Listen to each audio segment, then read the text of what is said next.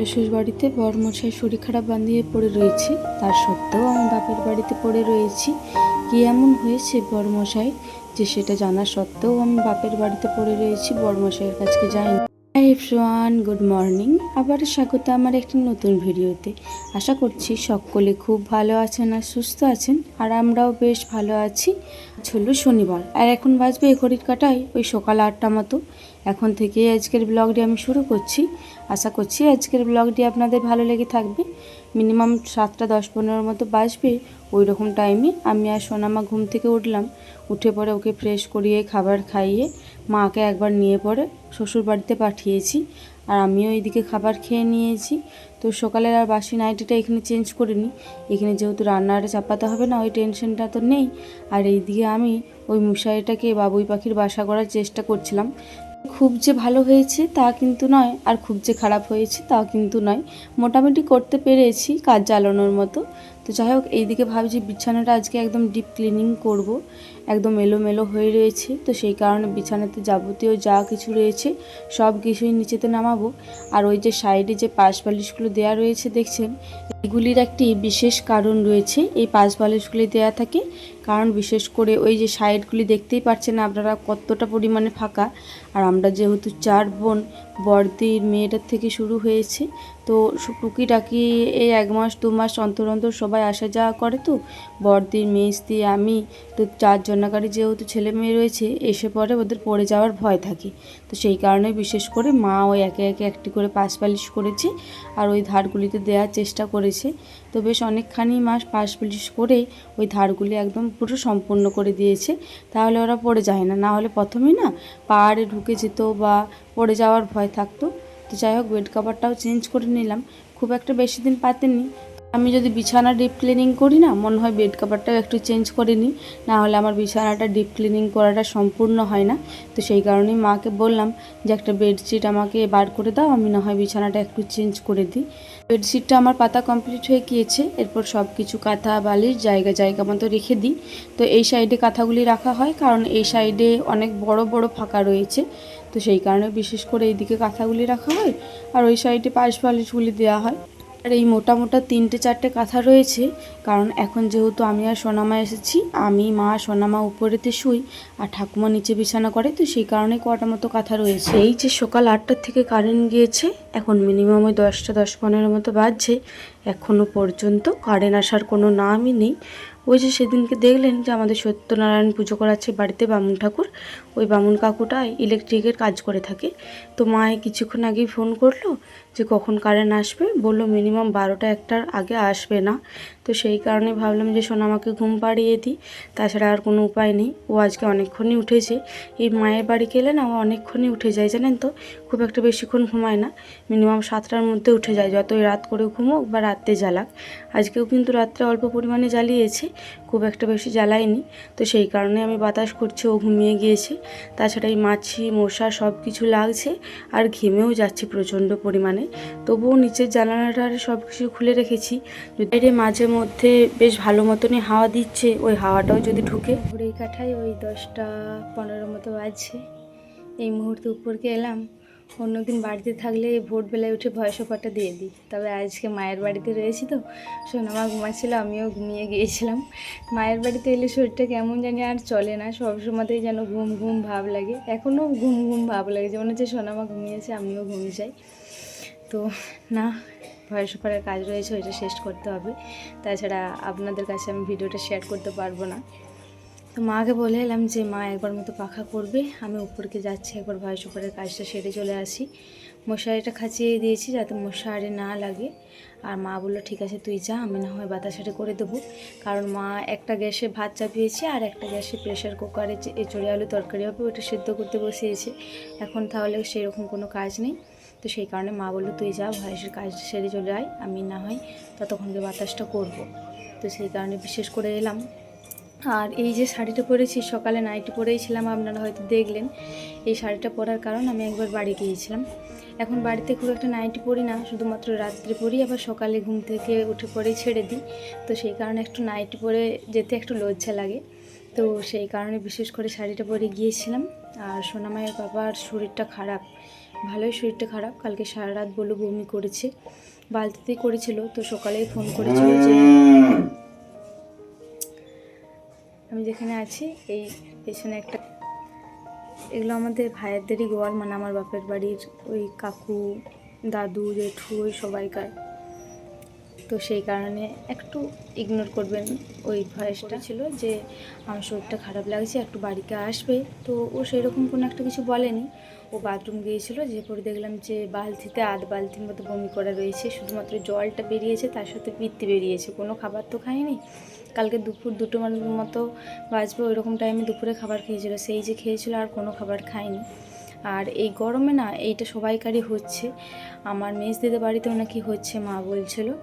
তো এই গরমের মধ্যে এই বমি পায়খানাটা সকলেরই হচ্ছে। তো সকলকে বলছি এই গরমে একটু সাবধানে থাকবেন, খাবারের থেকে জলের পরিমাণটা একটু বেশি করেছে হয়ে গেল জানি না। ও প্রচণ্ড পরিমাণে জল খায়, আর ওর এই রিচ খাবার থেকে একদমই দূরে থাকে, আর খাবার মেনটেন করে ভীষণ।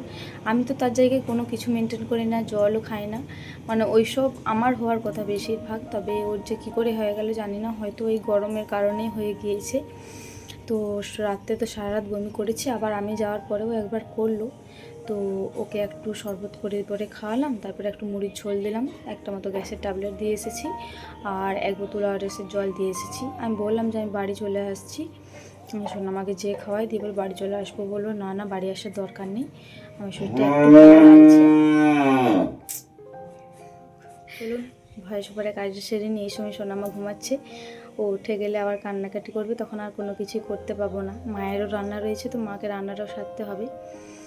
তো সোনামায়ের পাপাকে কিছুক্ষণ আগে আবারও ফোন করেছিলাম, বললো না শরীরটা একটু ভালো লাগছে, বলছে আমি একটু ঘুমাই তারপরে না হয় তোমাকে ফোনটা করব। তো সেই কারণে আর বেশিক্ষণ কথা বললাম না।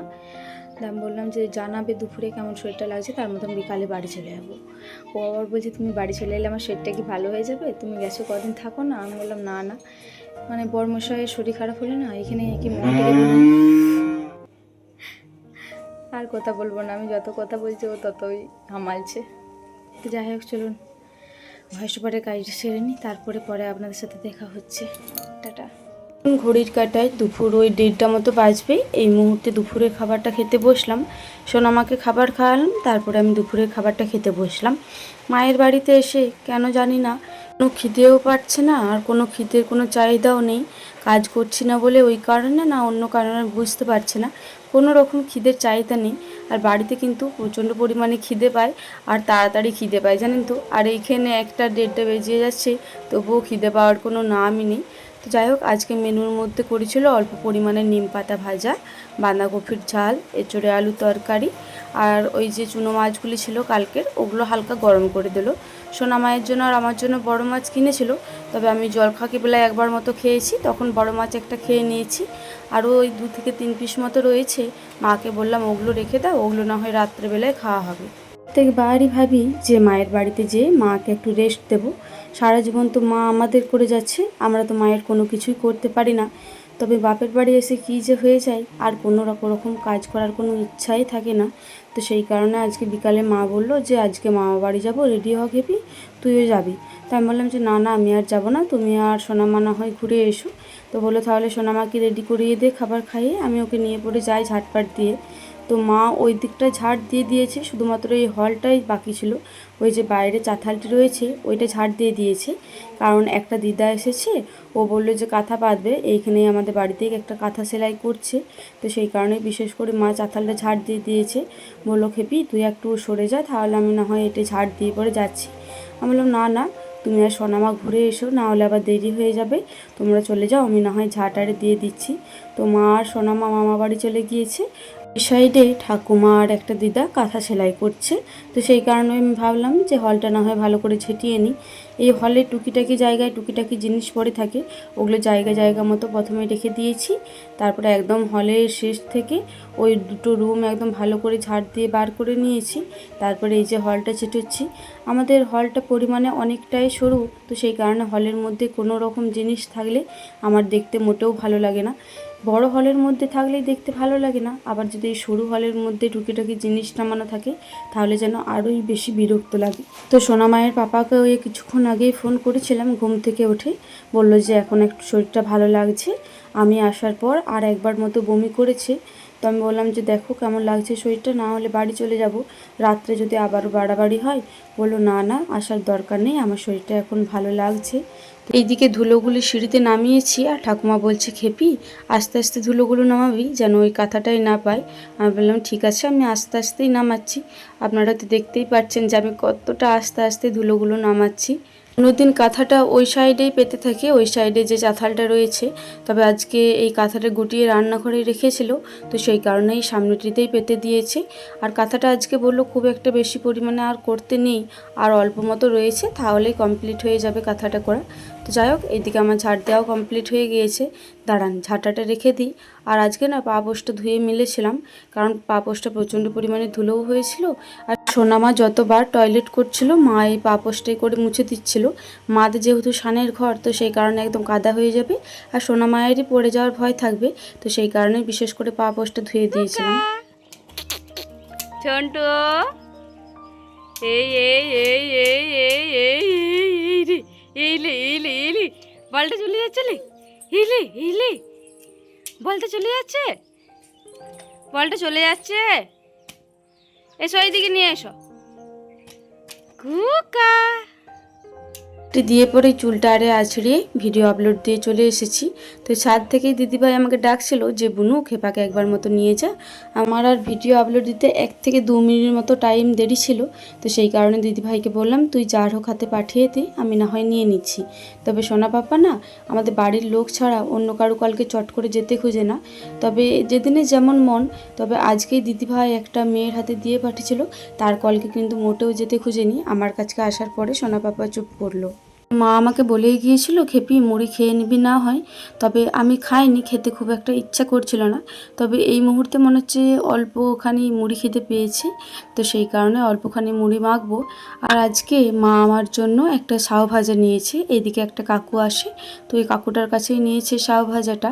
এখন মায়েদের বাড়িতে যেহেতু কোনো রকম দুধ নেই, তো সেই কারণেই মা বিশেষ করে সাও ভাজাটা নিয়েছে এই সকাল বিকাল মুড়ি খাওয়ার জন্য। 1 পোয়া করে কিনে, তবে সোনা মায়ের খাবারে এখন যেহেতু দুধ দিয়ে করব না, তো সেই কারণে এই খাবারটি নামানোর আগে অল্প পরিমাণে দুধ দিয়ে নামিয়ে থাকি। আর এই টুকিটাকি চা আমি যদি বলি যে মা দুধের চা করে দাও, ওই করতে 1 পোয়া দুধ শেষ হয়ে যায়। তবে আগে আধসের মতো করে নিত, এখন আর কেউই দুধ দিতে খুঁজে না, সকলেই বলে যে এখন নেই এখন নেই। সকলেই এখন দুধ দেওয়ার অনিচ্ছা, আবার দুধ নিতে গেলেও সকলে আবার 10 টাকা 12 টাকা করে পোয়া বলে। 10 টাকা তো পোয়া বটেই, আবার কেউ কেউ 12 টাকাও পোয়া বলে। তো যাই হোক, ওই 1 পোয়া করে কিনে ওইটারই অল্প অল্প করে খাই। বিশেষ করে আমি রাত্রেবেলায় ভাত দিয়ে খাওয়ার জন্যই মাকে রাখতে বলি। তো যাই হোক, এইদিকে অল্প পরিমাণে সাও ভাজা আর পেঁয়াজ কুচি, টমেটো কুচি আর একটা মতো লঙ্কা আর অল্প পরিমাণে সরষের তেল নিলাম। তো যাই হোক চলুন এটা ভালো করে মাখিয়ে নিই, তারপরে আরাম করে খাবো। এই মুড়ি মাখাটা মায়ের ঘরে খেতে বেশিই ভালো লাগে, কারণ একদম আরাম করে বসে বসে খেতে পাই, কোনো টেনশন থাকে না, কোনো কিচ্ছু না, আর কোনো রকম তাড়াও থাকে না। এদিকে আমাদের আবির খেপা আবার কালকে আমাকে দিয়ে গিয়েছে যে কাকিমণি আমাকে একটা হাতের কাজ করে দেবে। ওর হয়তো কালকের থেকে এক্সাম শুরু হবে, এক্সাম শেষ হলে এই হাতের কাজটি দরকার। এই 2 থেকে 3 বার হলো আমি ওর জন্য হাতের কাজ করে দিয়েছি, তো সেই কারণে আমাকে আবারও দিয়ে চলে গিয়েছে। আমি বলেছিলাম যে আমি যখন বাপের বাড়ি যাব তখন না হয় দিয়ে দিবি, আমাকে বড় দিদিভাই বলেছিল যে যাই হোক একটা করে দিবি আবিরের জন্য। তো সেই কারণে দেখুন কি সুন্দর সব কিছু একদম দিয়ে চলে গিয়েছে আমাকে, একদম কার্ডবোর্ড, পেপার, কাউচি সব কিছুই। তবে এই যে কার্ডবোর্ডটি রয়েছে এইটা মনে হচ্ছে আমার খুব একটা বেশি প্রয়োজন হবে না, যেহেতু মাঝে একটু কাটা রয়েছে, তো সেই কারণে বিশেষ করে কোনো একটা প্রয়োজন হবে না।